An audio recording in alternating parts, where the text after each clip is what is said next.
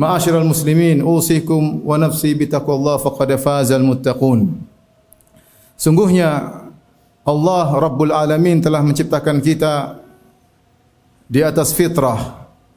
Allah Subhanahu wa taala berfirman, "Fa aqim wajhaka lid-dini hanifa, fitratallahi allati fatara an-nasa 'alaiha, la tabdila li khalqillah, dzalika ad-dinul qayyim."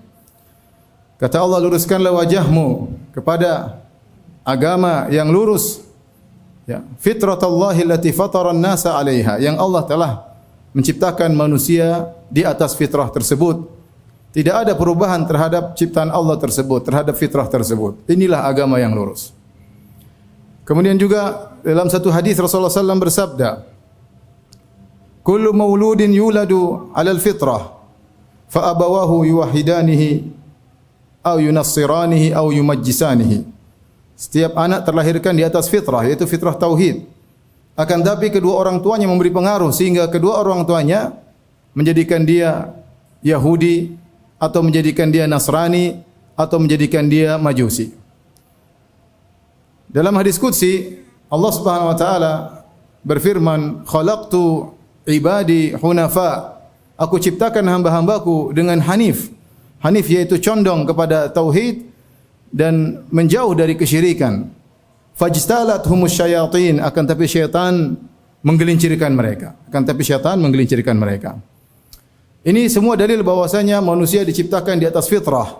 Akan tapi fitrah bisa saja berubah, ya, dengan pengaruh-pengaruh dari luar, dengan godaan syaitan, ya, baik pengaruh lingkungan, ya, demikian juga godaan syaitan sehingga menjadikan fitrah manusia bisa berubah. Apa yang dimaksud dengan fitrah? Fitrah maksudnya ketika Allah menciptakan makhluk, fitrah tersebut sudah ada dalam, ya, makhluk tersebut. Seperti apa? Seperti ada kecenderungan untuk mentauhidkan Allah Subhanahu wa taala. Ada kebencian terhadap yang namanya kesyirikan. Di antara fitrah misalnya ada, meskipun tidak ada yang mengajari kita, kita bisa membedakan mana yang baik, mana yang buruk. Meskipun tidak ada yang mengajari kita, secara fitrah kita tahu bahwasanya membantu orang lain itu baik, adapun merampas harta orang lain adalah buruk, meskipun tidak ada yang mengajari. Kemudian juga secara fitrah kita tahu bahwasanya lelaki berbeda dengan wanita. Walaysa dzakaru kal unsa, sebagaimana firman Allah Subhanahu wa taala, tidak sama laki-laki dengan wanita. Laki-laki diberikan, ya, kekuatan tubuh yang berbeda dengan wanita yang dihiasi dengan kelembutan. Secara fitrah meskipun tidak ada yang mengajari, kita tahu laki-laki beda dengan wanita. Demikian juga di antara fitrah, yaitu lelaki suka dengan wanita. Lelaki suka dengan wanita dengan lawan jenisnya. Dan ini sebagaimana firman Allah Subhanahu wa taala, "Huwallazi khalaqakum min nafsin wahidah wa ja'ala minha zawjaha liyaskuna ilaiha." Dialah Allah yang telah menciptakan kalian dari satu jiwa, dari Adam alaihissalam. Wa ja'ala minha zawjaha, kemudian Allah ciptakan dari Adam istrinya Hawa, liyaskuna ilaiha, agar Adam tenang dengan istrinya tersebut. Ya. Ini adalah perkara fitrah. Kemudian juga di antara perkara fitrah, ya, rasa malu. Namanya seseorang ketika terbuka auratnya dia malu, terlihat auratnya dia malu. Dan itu yang dilakukan oleh nenek moyang kita Adam dan Hawa tatkala mereka terlihat aurat mereka. Apa kata Allah Subhanahu wa taala? Fa akala minha fabadat lahuma sawatuhuma wa tafiqa yakhsifani alaihima min waraqil jannah. Ketika mereka berdua memakan dari pohon tersebut yang dilarang, fabadat lahuma sawatuhuma, maka terbukalah aurat mereka. Wa tafiqa yakhsifani alaihima min waraqil jannah, maka mereka berdua mulai mengambil daun-daun yang ada di surga untuk menutup aurat mereka. Kenapa? Fitrah malu jika auratnya terbuka dan terlihat. Rasa malu ini fitrah dari sananya. Ya, dari sananya. Ya. Demikian juga dari sananya seseorang tidak suka dengan mahramnya, tidak ada syahwat terhadap mahramnya. Tidak ada anak bersyahwat kepada ibunya, tidak ada anak lelaki bersyahwat kepada adik perempuannya. Dari mana? Tidak ada yang ngajari, dari sananya. Dari sananya Allah sudah pasang seperti itu. Dan ini menunjukkan ada Tuhan. Ya. Sebagaimana anak kecil ketika baru lahir, tiba-tiba dia langsung bisa netek. Dia tidak punya ilmu sama sekali.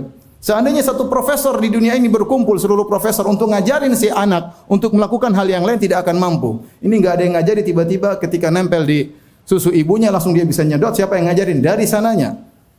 Dan banyak hal-hal fitrah ketika Allah menciptakan makhluknya, Allah pasang fitrah-fitrah tersebut. Dan semuanya adalah menuju kepada kebaikan. Seandainya tidak ada faktor luar yang mempengaruhi, maka makhluk akan berjalan dengan kebaikan. Tetapi ternyata fitrah tersebut bisa berubah. Di antara yang berusaha merubah fitrah adalah syaitan. Allah berfirman tentang sumpah syaitan. Syaitan berkata, "Wala amurannahum fala yughayyirunna khalqallah." Sungguh aku akan perintahkan mereka manusia, fala yughayyirunna khalqallah, dan mereka akan merubah khalqallah, ciptaan Allah, merubah fitrah. Ada yang tidak suka dengan tubuhnya, dia lelaki tidak suka tubuhnya laki-laki, mau jadi perempuan. Ada perempuan tidak suka tubuhnya, mau jadi laki-laki. Ya. Fitrahnya berubah. Ya. Tadinya suka laki-laki, suka perempuan, berubah, tahu-tahu suka laki-laki sama lelaki. Ini dirubah oleh syaitan. Aku akan perintahkan mereka dan mereka akan merubah fitrah yang Allah telah berikan kepada mereka. Wala uzayyinanna lahum fil ardi, dan aku akan menghiasi kemaksiatan sehingga mereka melakukan maksiat tersebut. Demikian juga faktor lingkungan yang tadi sudah saya sebutkan dalam hadis, fa abawahu yuwahidanihi.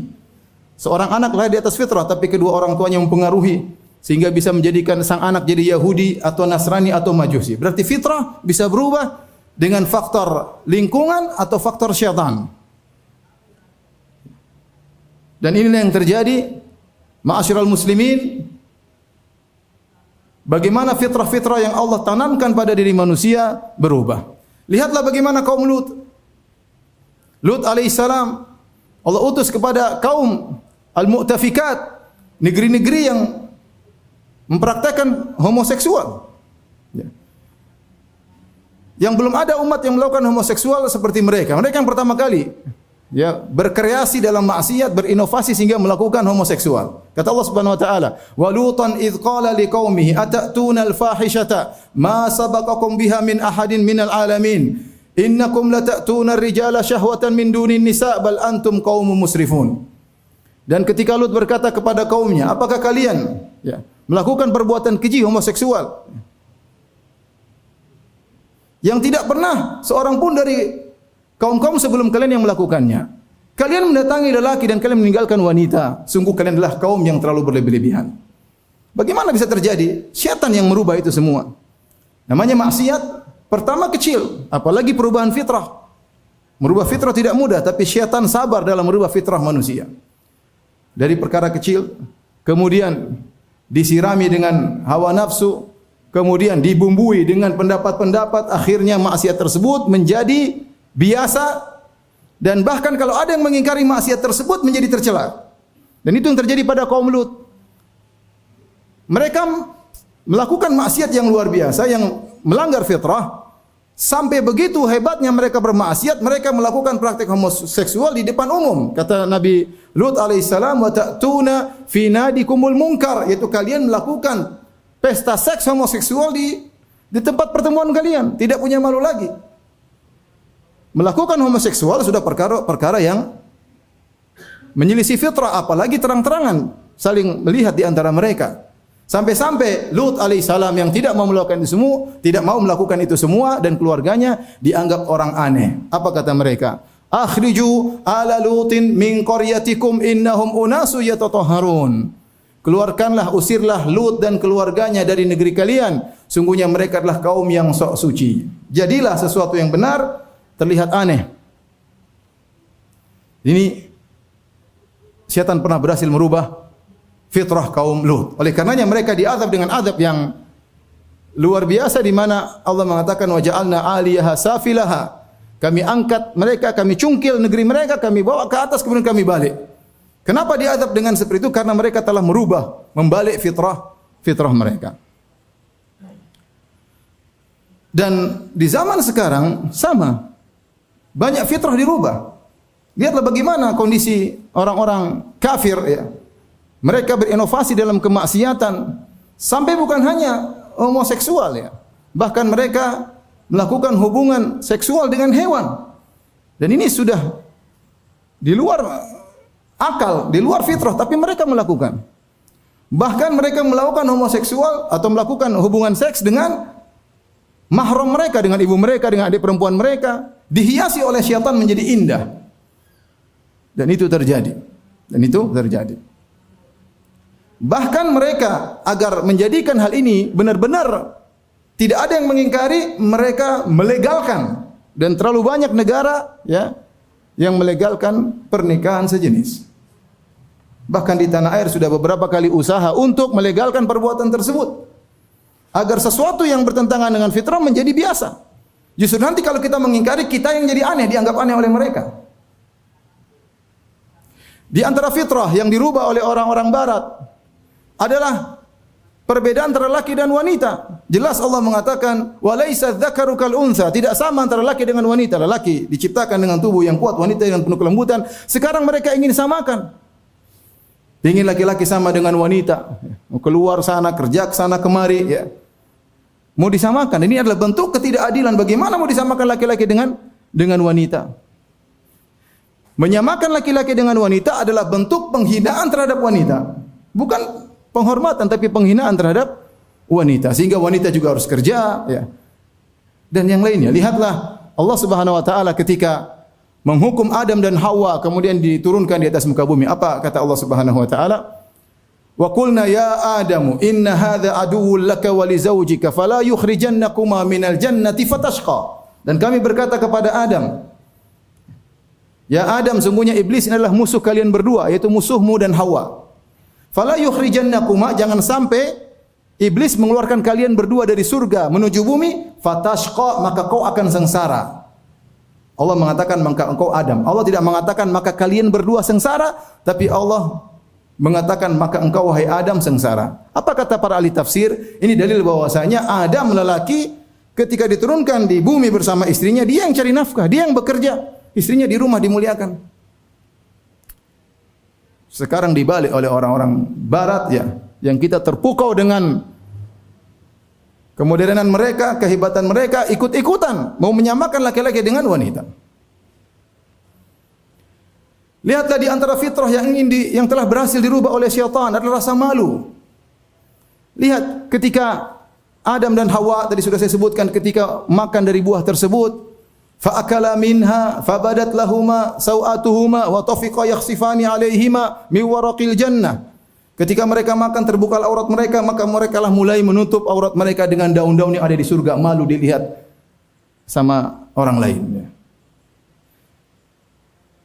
Dan kita tahu bahwasanya namanya menurut ilmu mereka, manusia berasal dari monyet yang dulu terlanjang, dari manusia purba yang tidak tahu rasa malu ya. Sekarang mau dibalik, orang berjilbab dikatakan kemunduran, orang yang membuka auratnya dikatakan kemajuan. Mulailah wanita membuka aurat mereka, di mana-mana dibuka. Tidak ada rasa malu sama sekali. Terkadang suaminya melihat istrinya terbuka auratnya, rasa cemburunya mati, tidak ada sama sekali. Fitrah sudah dihilangkan, sudah dirubah oleh syaitan dan berhasil merubah fitrah orang-orang kafir. Karenanya, ma'asyiral muslimin, kita harus waspada bahwasanya nilai-nilai Islam yang sesuai dengan fitrah, ad-dinil hanif, yang Allah telah turunkan, agama terbaik harus kita jaga. Harus kita jaga. Di antara fitrah yang dirubah oleh syaitan adalah fitrah tauhid menuju kesyirikan.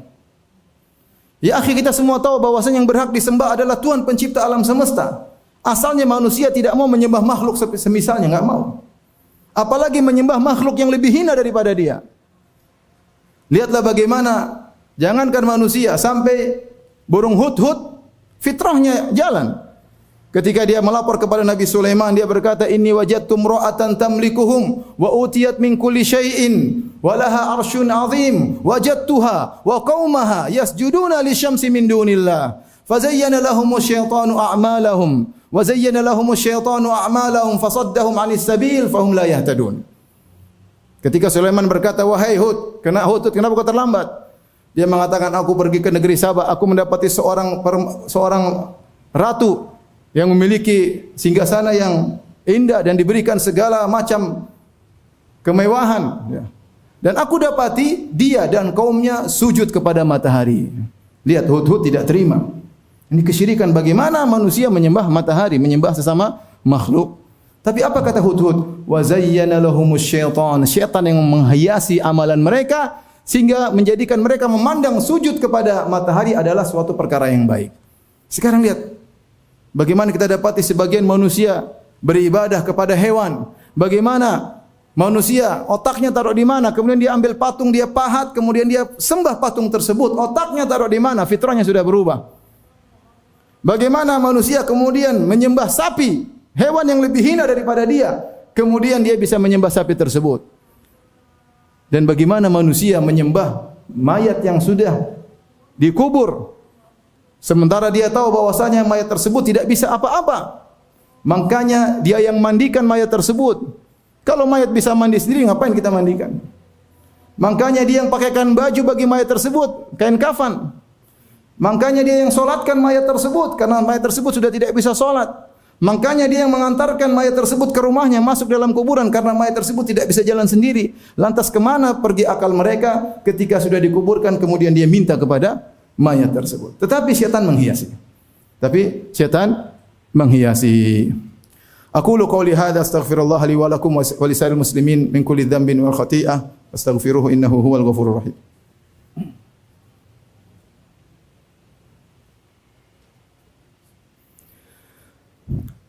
Alhamdulillahi ala ihsanih wa syukru lahu ala taufiqihi wa amtinanihi wa asyhadu an la ilaha illallah wahdahu la syarika lahu ta'ziman li sya'nihi wa asyhadu anna Muhammadan abduhu wa rasuluhu da'ila ridwani.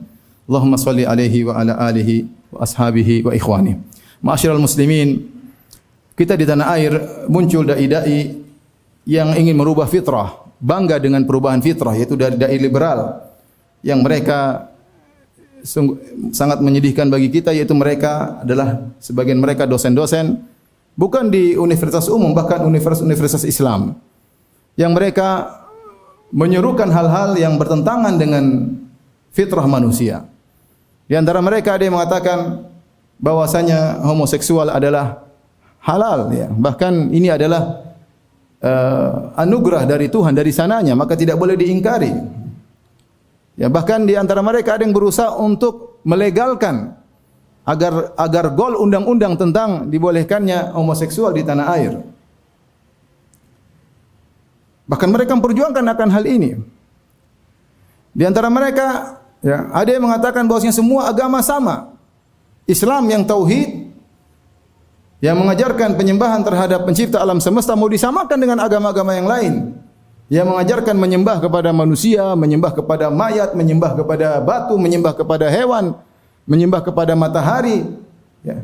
Mau disamakan agama kita dengan agama tersebut. Inilah dai-dai liberal yang mereka adalah orang-orang zindiq, orang-orang munafik yang kata Allah, humul adu fahdharhum. Mereka itulah musuh yang sesungguhnya, waspadalah. Bukan hanya merusak akidah, bahkan merusak moral. Akidah dirusak, moral dirusak. Ada yang mengatakan jilbab tidak wajib. Gimana moral orang tidak rusak kalau begitu caranya? Mau dirubah lagi urusan-urusan yang lain. Oleh karenanya seorang waspada, ya, bahaya mereka senantiasa menanti, ya, kapan ada kesempatan untuk mereka bisa membooming di tanah air, mereka akan usahakan, apalagi mereka didukung oleh dana-dana dari orang-orang kafir.